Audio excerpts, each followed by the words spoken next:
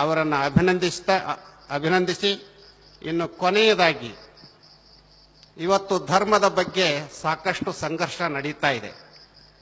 ನಾವೇನು ಲಿಂಗವಂತರೋ, ವೀರಶೈವರೋ, ಹಿಂದೂಗಳೋ, ಬಹಳ ಜನ ಪ್ರಶ್ನೆ ಮಾಡ್ತಾ ಇದ್ರು, ಸಿರಿಗೆರೆ ಮಠ ಮೌನವಾಗಿದೆಯಲ್ಲ, ಏನು ಉತ್ತರ ಹೇಳ್ತಾ ಇಲ್ಲ. ಮೊನ್ನೆ ನಮ್ಮ ಸಂಘದ ಸರ್ವ ಸದಸ್ಯರ ಸಭೆ ನಡೆದಾಗಲೂ ಕೂಡ ಈ ಪ್ರಶ್ನೆ ಬಂತು. ತಕ್ಷಣ ಗುರುಗಳು ಕೇಳಿದ್ರು, ನಿಮಗೆ ಓದೋ ಪ್ರವೃತ್ತಿ ಇದೆಯಾ? ಪತ್ರಿಕೆಗಳನ್ನು ಓದ್ತಾ ಇದ್ದೀರಾ?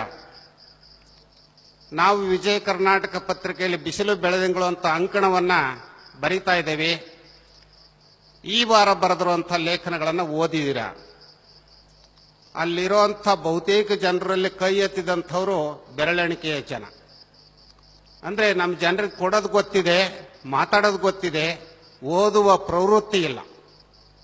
ಆವಾಗ ಗುರುಗಳು ಹೇಳಿದ್ರು, ನೋಡಪ್ಪ, ನಾವು ಸ್ಪಷ್ಟವಾಗಿ ಲೇಖನದಲ್ಲಿ ಉಲ್ಲೇಖ ಮಾಡಿದ್ದೇವೆ, ನಾವು ವೀರಶೈವರು ಅಲ್ಲ, ಹಿಂದೂಗಳಲ್ಲ, ನಿಜವಾದಂಥ ಲಿಂಗಾಯಿತು.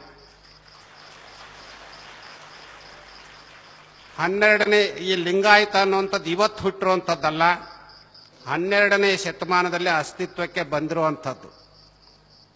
ಇವತ್ತು ಲಿಂಗಾಯತ ವೀರಶೈವರಿದ್ದಾರೆ ಹೊರತಾಗಿ ವೀರಶೈವ ಲಿಂಗಾಯತರಿಲ್ಲ ಅಂತ ಬಹಳ ಸ್ಪಷ್ಟವಾಗಿ ಗುರುಗಳು ಅದರಲ್ಲಿ ಬರೆದಿದ್ದಾರೆ.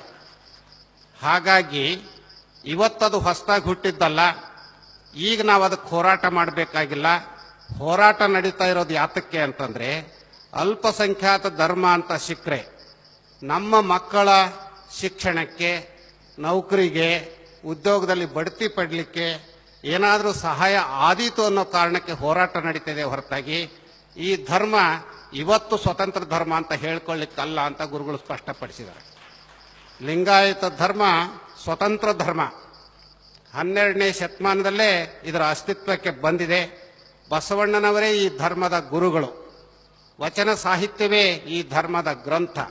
ಇಷ್ಟಲಿಂಗವೇ ಈ ಧರ್ಮದ ಲಾಂಛನ. ಇದನ್ನು ನಾವೆಲ್ಲರೂ ಅಭಿಮಾನದಿಂದ ಹೇಳ್ಕೊಳ್ಬೇಕು. ಹೇಳ್ಕೊಳ್ಳೋದಷ್ಟೇ ಅಲ್ಲ, ಆಚರಣೆಯಲ್ಲೂ ತರಬೇಕು. ಇದು ಬರೀ ವಿಚಾರ ಪ್ರಚೋದಕವಾದಂಥ ಧರ್ಮ ಅಲ್ಲ, ವಿಚಾರ ಆಚಾರಗಳ ಸಂಗಮ ಲಿಂಗವಂತ ಧರ್ಮ. ಹಾಗಾಗಿ ಅಂಥ ವಿಚಾರ ಆಚಾರಗಳನ್ನು ಮೈಗೂಡಿಸಿಕೊಂಡು ನಿಜ ಲಿಂಗವಂತರಾಗಿ ಬಾಳೋಣ ಅಂತ ಹಾರೈಸಿ